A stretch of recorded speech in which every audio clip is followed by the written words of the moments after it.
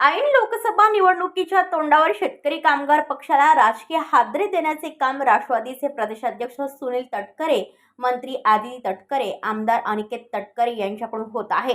नुकतेच मुरुड येथील शेकापच्या शेकडो कार्यकर्त्यांनी राष्ट्रवादीत प्रवेश केल्यानंतर आता शेकापचे जुने व ज्येष्ठ नेते नंदू म्हात्रे, लक्ष्मण महाले यांच्यासह शेकडो कार्यकर्ते यांनी राष्ट्रवादीत प्रवेश केल्याने राष्ट्रवादी पक्ष संघटनेला बळकटी मिळाली आहे।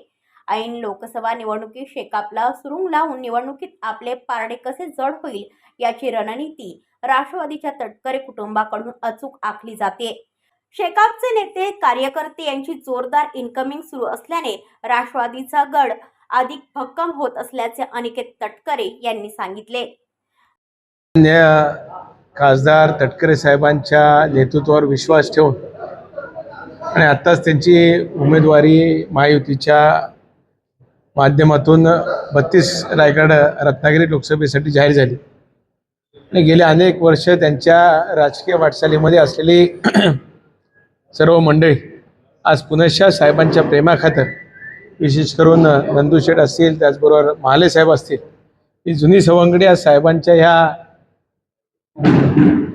राजकीय युद्धामध्ये आज सेनापती म्हणून आमच्यासोबत त्या ठिकाणी सामील झालेत। त्यांचं अंतःकरणापासून मी स्वागत करतो। सानेगाव असतील, सानेगावचे उपसरपंच माझा सहकारी परेश असेल किंवा इतर सुद्धा सहकारी अनेक आज सहकारी पक्षामध्ये प्रवेश करतात, त्यांचं मी अंतःकरणापासून स्वागत करतो। 15 दिवसामध्ये शेकाप पक्षाचे 4 दिग्गज तुमच्याकडे आले, याकडे कसं होतं खास करून? आता उतरती कळा कोणाला लागलेली आहे हे आपल्याला पाहायला मिळालंच असेल। मध्यंतरी मुरुडचे मनोज अप्पा असतील, आमचे अजित कासार असतील आणि सर्व सहकारी धनंजय मुंडे साहेब, मान्य खासदार तटकरे साहेबांच्या समवेत 15 दिवसापूर्वीच राष्ट्रवादी काँग्रेस पक्षामध्ये त्यांचा पक्षप्रवेश झाला आणि 8-15 दिवसातच पुनश्च नंदू शेठ असतील आणि महाले साहेब असतील आणि इतर सर्व सहकाऱ्यांचा पक्षप्रवेश झाला। हा ट्रेलर आहे, पिक्चर अजून बाकी, एवढंच मला सांगायचं। भाई, जयंत पाटलाने मुरुडच्या सभेमध्ये सुनील तटकरेंवरती खालच्या पातळीवरती टीका केली, कसं बघतो त्याच्या टीकेला आणि काय उत्तर? जयंत भाई ज्येष्ठ नेते आहेत, त्यांचं आणि तटकरे साहेबांचं वैर असेल किंवा संबंध असतील हे जगजाहीर आहे। ते नेहमी बोलतात, त्याच्या बऱ्याच वेळेला उलट आपण मानत असतो, त्यामुळे अधिक मला त्याच्या बाबतीत बोलायचं नाही। मात्र माझी एकच विनंती राहील, निवडणुका येतील जातील तर आपण सगळ्यांनीच पुरोगामी महाराष्ट्र आपण मानतो, छत्रपती शिवाजी महाराज असतील, शाहू फुले आंबेडकर महाराजांचा विचार आपण घेऊन चालणारी सर्व मंडळी, त्यामुळे टीका टिप्पणी करण्यापेक्षा आपल्या भागाचा विकास, आपल्या जिल्ह्याचा विकास, आपल्या कोकणाचा विकास, आपल्या राज्याचा विकास कशा पद्धतीने करता येईल याच्यावर अधिकचा भर सगळ्यांनी ठेवा। विशेष करून माझा तर या निवडणुकीच्या माध्यमातून सकारात्मक दृष्टिकोन राहणार आहे। आम्ही जे काही करणार आहोत हा अजेंडा घेऊन लोकांच्या समोर जाणार आहोत।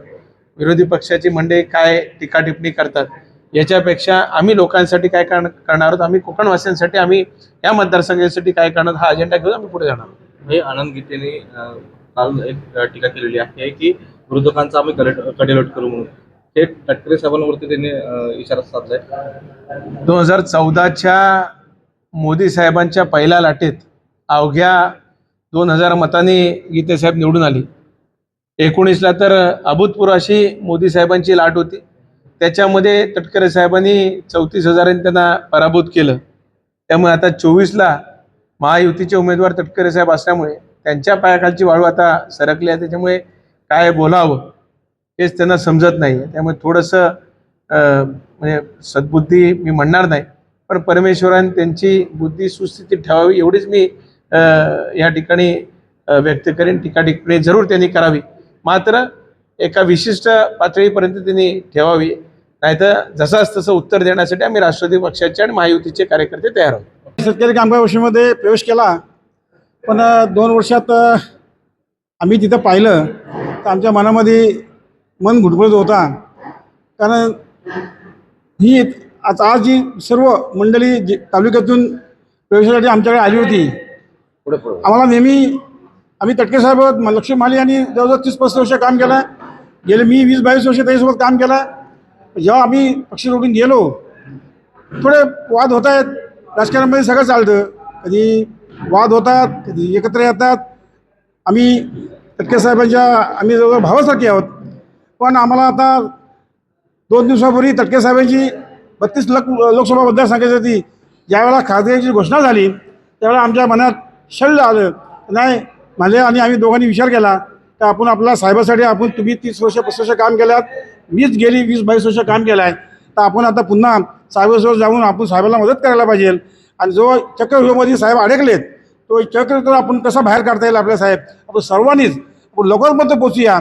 आणि सर्व कार्यकर्त्यांना असतील, ज्येष्ठ असतील, युवक असतील, यांना आपण समजून सांगून तटकरे साहेबांना आपण जास्तीत जास्त मतांनी आपण निवडून द्यायला पाहिजे ही आपण अशी शपथ घेऊया. नाराजीचा प्रश्न येत नाही. पण त्याचं कारण एवढंच आहे, आम्हाला सवय लागले लोकांमध्ये काम करण्याची. पण तसं त्या शेतकरी कामगार परिषदेमध्ये 2-4 लोक सोडली तर बाकी कोण दिसत नाही काम करणारी मंडळी. आम्ही रोजचे रोज आम्हाला सर्व लोक सोबत पाहिजे आणि पक्ष वाढवल्या दृष्टीने आम्ही काम करत असतो. पण तसं त्यांना काय वाटत नाही का आपला पक्ष वाढायला पाहिजे, म्हणून शेवटी हा आम्ही निर्णय घेतला. फोन केला का की जाऊ नका म्हणून वगैरे? कालपासून कोणी आम्हाला फोन नाही केला. पण आज रात्री सकाळी भाईंचा PAचा फोन मला आला होता. आता आम्ही काही इकडे आल्यामुळे मी फोन उचलला नाही. पण त्यांच्यावर काय आमच्यावर नाराजी नाही. पण शेवटी राजकारणात काही होऊ शकते. उद्या तटकरे साहेब भाई एकत्र बसू शकतात, सांगता येत नाही राजकारणामध्ये. त्यामुळं आम्ही जे आहेत त्यांच्यावर काय मी कोणत्याही प्रकारे टीका करणार नाही. जर आज आता आपण पाहिलं महाराष्ट्रामध्ये कोणत्या प्रकारे राजकारण चाललं आहे. आजचा माणूस उद्या कुठे जाते, परवाचा माणूस कुठे येतोय. त्यामुळे भविष्यात पुढच्या निवडणुकीमध्ये आमदारकी जिल्हा परिषद आहेत आणि तुमच्या नगरपालिका आहेत, तर उद्या काही होऊ शकते. भाई आणि साहेब एकत्र येऊ शकतात. तुम्ही video reporter Dharmasheel Sawant, KTV news, Raigad. आपल्या परिसरातील बातम्या आमच्यापर्यंत पोहोचवण्यासाठी स्क्रीनवर दिलेल्या क्रमांकावर संपर्क साधू शकता. दूरध्वनी क्रमांक 9833235011. त्याचप्रमाणे अधिक माहितीसाठी स्क्रीनवर दिलेल्या KTV न्यूजच्या ईमेल ID वर देखील संपर्क करता येईल.